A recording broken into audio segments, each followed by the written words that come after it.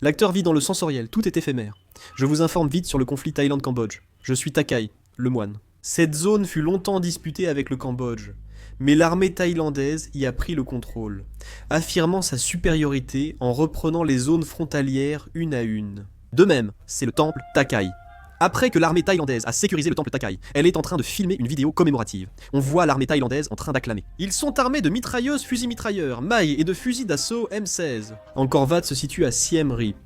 L'armée thaïlandaise frappe la région par voie aérienne, sans cibler directement Angkor Wat. Aujourd'hui, il convient de noter que c'est le 33e anniversaire de l'inscription d'Angkor Wat au patrimoine mondial de l'Organisation des Nations Unies pour l'éducation, la science et la culture. Nous sommes dans la province d'Or-Manché. Ici, l'armée thaïlandaise a largué 2 bombes en visant Ozikli. Nous sommes dans la province d'Or-Manché. La police cambodgienne a arrêté un espion thaïlandais.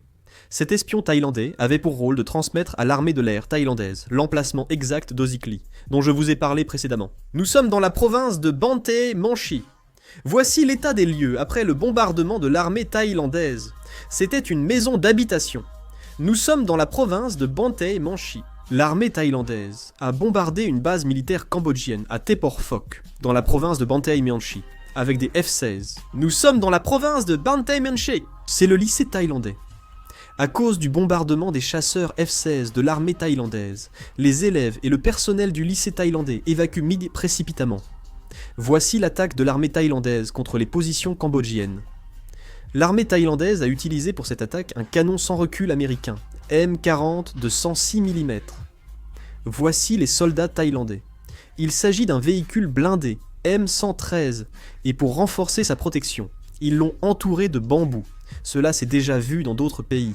Par exemple, l'armée philippine avait recouvert ses blindés de planches de bois pour se protéger des attaques lance-roquettes anti-chars de l'armée adverse lors de la bataille de Marawi. Voici un soldat cambodgien attaquant avec un lance-roquettes M13 d'autres, depuis les tranchées, affronte encore l'armée thaïlandaise avec des fusils type 56. Il s'agirait plutôt d'un lance-grenade que d'une arme anti-char. Des affrontements continuent d'éclater un peu partout. Ces soldats cambodgiens attaquent l'armée thaïlandaise avec ce lance-grenade.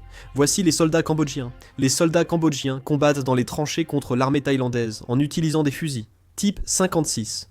Voici une photo prise avant le combat, où les soldats cambodgiens prient devant un autel.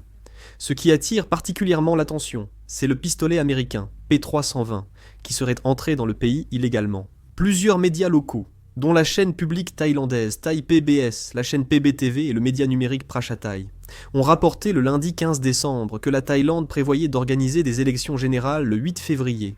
PTT, premier groupe pétrolier thaïlandais, affirme n'avoir jamais exporté de carburant au Cambodge et donné priorité à la sécurité nationale et au bien-être du peuple. Le porte-parole du ministère chinois des Affaires étrangères a appelé lors du point de presse du 15 à la retenue et à des actions en faveur d'un cessez-le-feu pour apaiser les tensions entre le Cambodge et la Thaïlande. La Chambre de commerce américaine au Cambodge a averti que le blocage du carburant par la Thaïlande et la menace sur les ports cambodgiens violaient le droit international. La communauté d'affaires américaine au Cambodge a appelé Washington à agir contre la menace thaïlandaise de classer les ports cambodgiens à haut risque et de bloquer le transport maritime, soulignant l'impact pour les Américains au Cambodge et la violation du droit international. Suite à de nombreuses questions, j'ai recherché. Les Cambodgiens manifestent en Corée, au Japon et en Allemagne, comme vous le voyez sur la photo. Il neige aussi au Canada, où ils manifestent pour soutenir leur pays et condamner la Thaïlande. Si j'ai d'autres infos, je ferai une vidéo. Merci, c'est la fin.